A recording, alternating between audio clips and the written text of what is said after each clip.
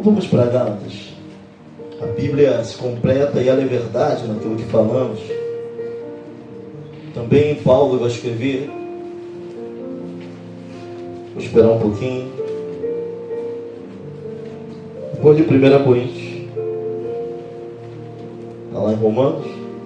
1ª, 2ª.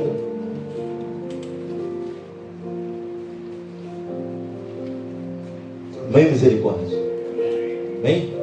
Capítulo 4, versículo 1 diz assim: digo, pois, que todo o tempo em que o herdeiro é menino, em nada difere do servo, ainda que seja senhor de tudo, mas está debaixo de tutores e curadores até o tempo determinado pelo Pai. Assim também nós, quando éramos meninos, estávamos reduzidos à servidão, debaixo dos primeiros rudimentos do mundo. Mas vindo a plenitude dos tempos, Deus enviou seu Filho nascido de mulher, nascido sobre a lei, para remir os que estavam debaixo da lei, a fim de recebermos a adoção de filhos. E porque sois filhos, Deus enviou aos nossos corações o Espírito de seu Filho, que clama, Abba, Pai. Assim que já não é mais servo, mas filhos. E se és filho, és também herdeiro de Deus por Cristo. Mas quando não conhecieis a Deus, servis aos que por natureza não são Deus. Mas agora, conhecendo a Deus, ou antes sendo conhecidos de Deus, como tornais outra vez esses rudimentos fracos e pobres, aos quais de novo quereis servir. Só até aqui. Oremos ao Senhor. Pai querido, eterno Deus, nós te adoramos nesta noite. Nós te glorificamos, Senhor, através dos cânticos, dos louvores, das orações, da intercessão, através de uma encenação, Senhor, ao qual o Senhor tem cuidado dos seus. Mas agora é o momento da tua palavra. Se existe alguma mente aqui vazia ou distante, eu te peço, Senhor, que a condição humana da tua igreja ou dessa pessoa não seja um fator impeditivo para que o Senhor haja aqui nesta noite. Eu tenho orado desta forma. Nem a minha condição seja um fator impeditivo, mas que o Senhor possa operar em tudo e em todos. Já está operando, já está falando aos nossos corações. Mas vem, Senhor, nesta noite ainda, através da tua palavra. Se há algo a preencher aqui no nosso meio, que a tua palavra não deixe dúvidas de nada, mas que venha, Senhor, cumprir a tua vontade. Assim nós oramos e te agradecemos. Amém, amém e amém. Os irmãos, nós começamos a ler Carta aos Romanos 14 ao 16, que vai nos dizer que todos são guiados pelo Espírito de Deus, eles são filhos de Deus. Depois nós lemos o 15, porque não recebeste o espírito de escravidão. Gálatas capítulo 4, versículo 4, Paulo vai fazer alusão ao filho ainda novo, que não há diferença dele entre o servo, até que ele atinja a maioridade ou a maturidade, para que possa herdar aquilo que de direito é dele. Paulo vai dizer através da palavra do Senhor que, vindo à plenitude dos tempos, Deus enviou o seu Filho nascido de mulher, nascido sob a lei. Não nos resta dúvida de quem Paulo está falando aqui. Quando ele fala a plenitude dos tempos, ele está dizendo que Jesus não nasceu aleatoriamente. Existiu um momento em que Deus entraria na história do homem para mudar a nossa trajetória. Isso já estava no coração de Deus. E quando chega essa plenitude, quando chega esse momento, ele nasce sobre a lei mosaica, e aqui para nós, eu vou falar mesmo sem medo de errar, ele cumpre toda a lei e ainda sobra, porque ele era Deus, onde homem nenhum poderia fazer, mas veio como homem, e como homem, as duas naturezas existentes dentro dele, ele cumpre toda a lei e não deve nada para ninguém. E vai dizer que ele cumpre para remir aqueles que estavam debaixo da lei, a fim de recebermos a adoção de filhos. Adoção de filhos. O termo Abba Pai vem do hebraico. Significa pai, papai. do hebraico. Sabe, nós fomos adotados por Deus. Assim, novamente, assim como em Romanos, Gálatas vai dizer, assim que já não é mais servo, mas filho. E se és filho, é também herdeiro de Deus por Cristo. Então vamos medir aqui o teu entendimento da paternidade de Deus. Eu vou fazer uma pergunta retórica para a igreja, eu não preciso de resposta. Mas uma pergunta retórica é a pergunta que vai levantar uma questão a ser discutida. E essa questão está batendo, está latente na minha mente. A Bíblia vai dizer que nós recebemos o espírito de adoção, onde não somos mais servos, mas agora filhos, e como os filhos nós somos co-herdeiros. Há quantos anos nós não batemos no peito e não falamos, olha, eu sou servo de Deus? E a pergunta que eu quero deixar para você nessa noite é simples, mas vai abrir algo para discussão dentro da sua mente e no seu coração. A Bíblia diz que já não somos mais servos, mas somos filhos. Você se sente filho ou servo? Essa é a pergunta que eu quero deixar para a igreja. E essa pergunta é um medidor do quanto você entende da paternidade de Deus sobre a sua vida. Olha para alguém e pergunta para ele, é uma pergunta retórica, não vai ter resposta. Fala assim, olha para ele, meu irmão, tu se sente filho ou servo?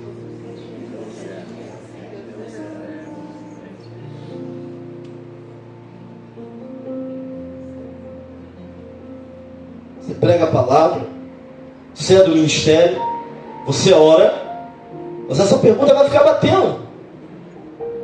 Você se sente servo ou filho? Você se sente servo ou filho, Nívia? Porque a mentalidade dos dois são diferentes. Sabe, a mentalidade de servo é uma, e a mentalidade de filho é outra. Sabe, essa pergunta ela me pegou, presbítero Léo.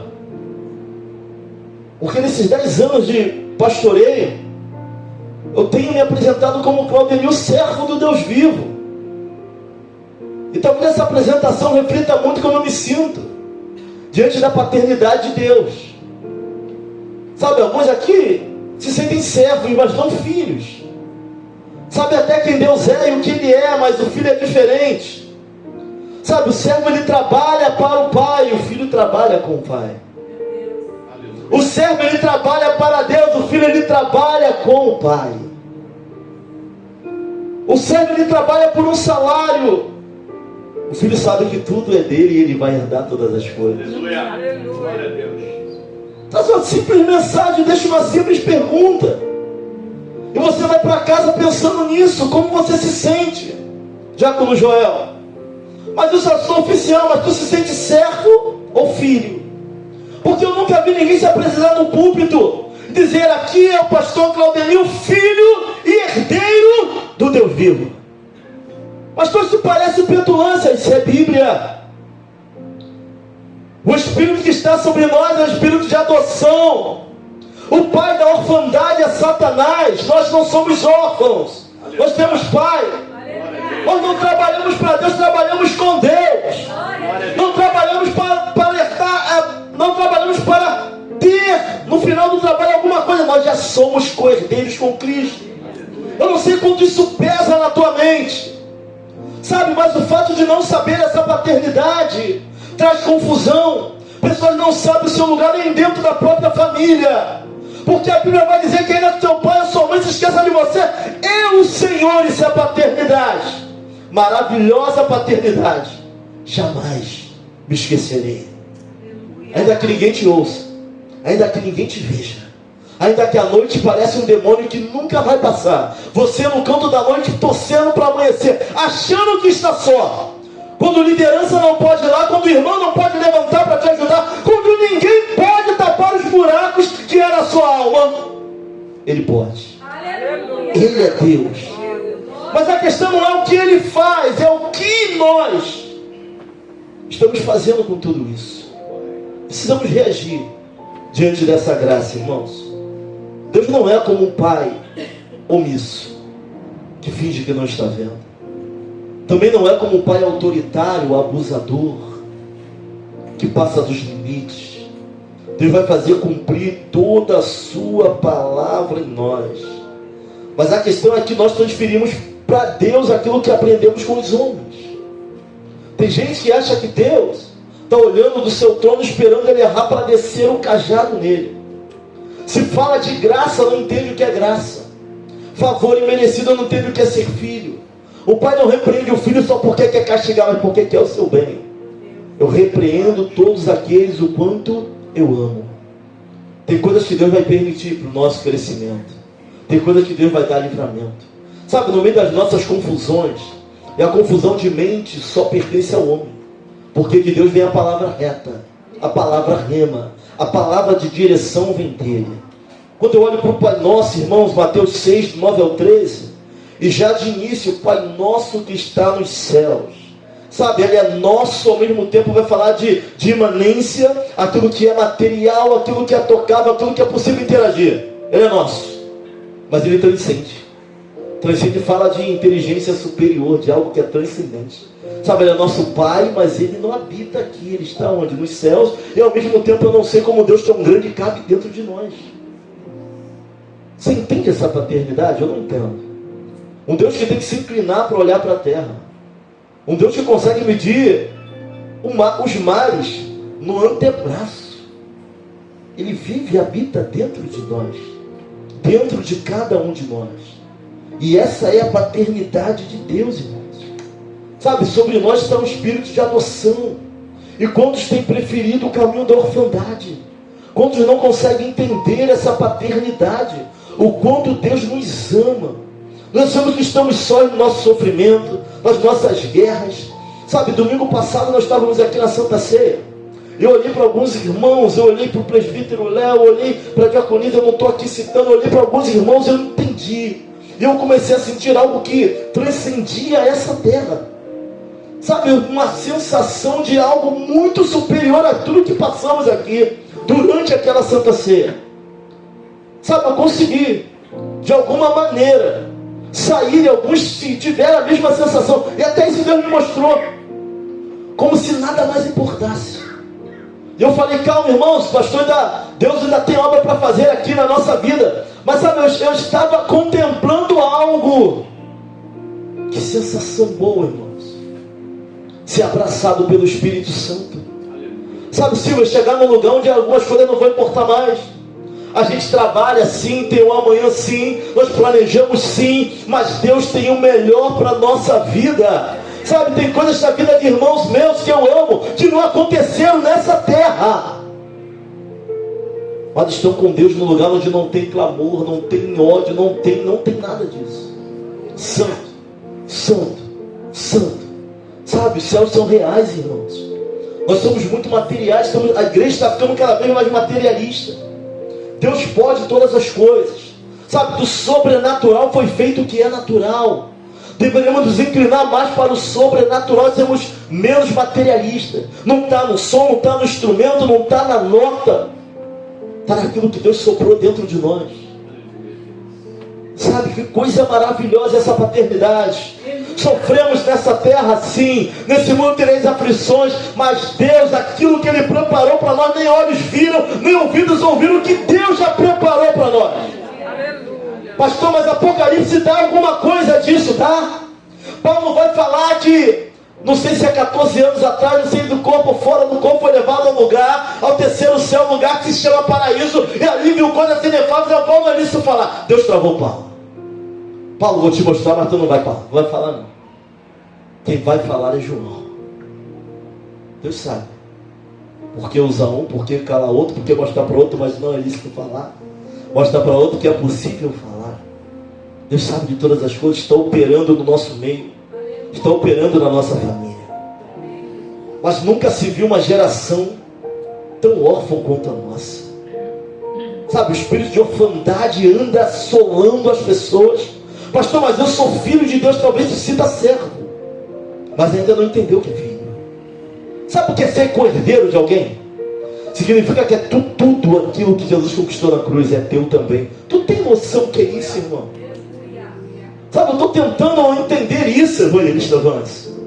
Porque a gente fala, mas não age como se sentisse isso. Sabe, irmão Rivas?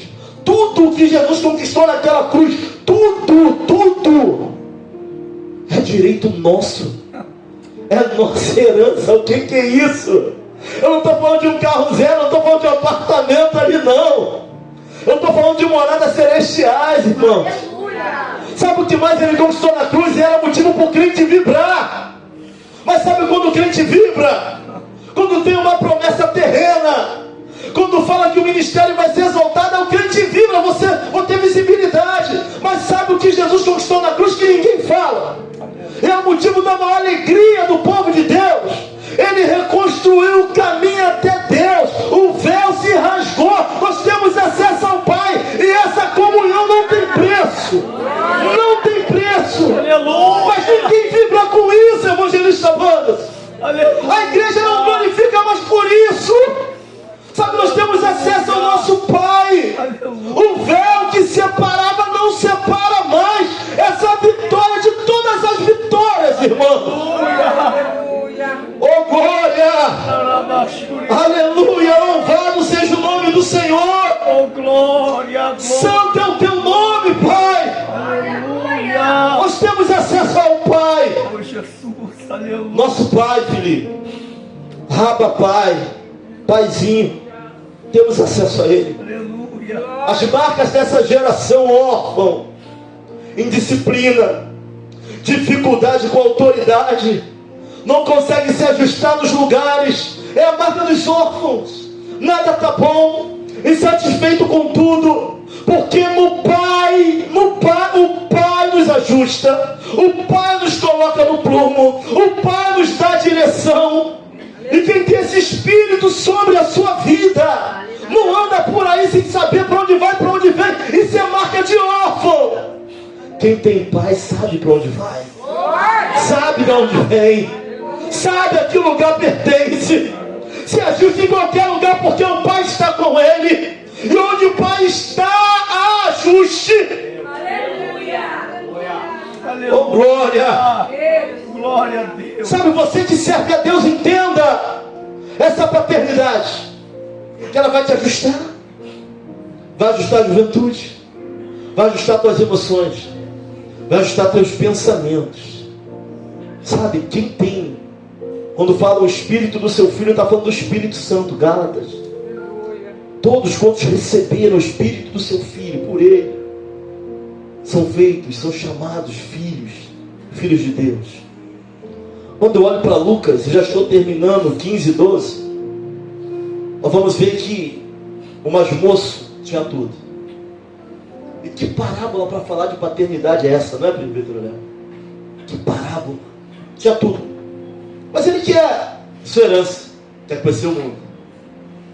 Sabe, ele prefere o caminho da orfandade. Tem órfãos de pai vivo, irmãos. Tem gente que tem pai e mãe cuidando, mas prefere o caminho da orfandade. Tem órfãos de pais naturais, tem órfãos de alma, tem órfãos de espírito. Ele prefere o caminho da orfandade. Ele sai, ele gasta, ele vende tudo. Sabe, aí ele vai dizer assim: já não sou digno de ser chamado teu filho, faze-me como um dos teus jornaleiros. Mentalidade de escravo. Ele quer voltar, mas agora ele quer o quê? Não sou mais digno. Sabe, a gente julga sair e julga não ser digno de voltar. Você não domina isso. Você não tem direito nem sobre isso. É Ele que resolve, é Ele que dita, você não. Sabe, ele erra, ele vai falar: agora eu não posso mais ser chamado de filho. Agora ele quer ser como um dos servos. Mentalidade de servo, de escravo, não de filho.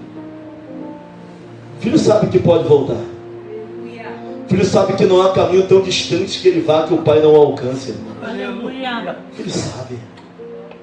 Quem é filho sabe disso. Ele volta e o pai faz o quê? Abraça, dá anel, honra, tira a capa, dá sandália. Você tem dono, não é órfão. Mas algo está acontecendo dentro da casa ainda tão grave quanto. Tem um filho que nunca deu trabalho. Tem outro filho que nunca fugiu a lugar nenhum, mas trabalha por cabrito, trabalha por salário, está fazendo a obra para tapinha nas costas. Está fazendo a obra para exaltação do teu nome. Isso é salário, isso é mentalidade escrava. Nós trabalhamos para Cristo e o reino, já somos herdeiros desse reino. Tem um que vai falar assim, ó pai, que estava todo o tempo com ele, ele nunca tinha matado nada para ele, faz uma festa para o outro. Está trabalhando para quê? Em prol de reconhecimento. Quem é filho não precisa trabalhar em prol de reconhecimento. Ele sabe que dele é o reino. Eu encerro essa mensagem com a pergunta que eu fiz. Você tem se considerado servo ou filho? Eu sei que é difícil mensurar o sobrenatural. Tem se colocado como servo? Você se sente servo? Isso é algo particular teu, tá? Tu é servo ou tu é filho? Essa postura, essa posição pode mudar. Pode mudar a tua noção de quem é Deus. Pode mudar o teu comportamento diante de Deus, da igreja, da sociedade. Se entenderes o amor de Deus, se tu entenderes a paternidade de Deus, pode mudar o nosso jeito de ver e de fazer a obra. Servo ou filho? Não vou perguntar quem é você, a questão é como você se sente. E aí, Felipe? Servo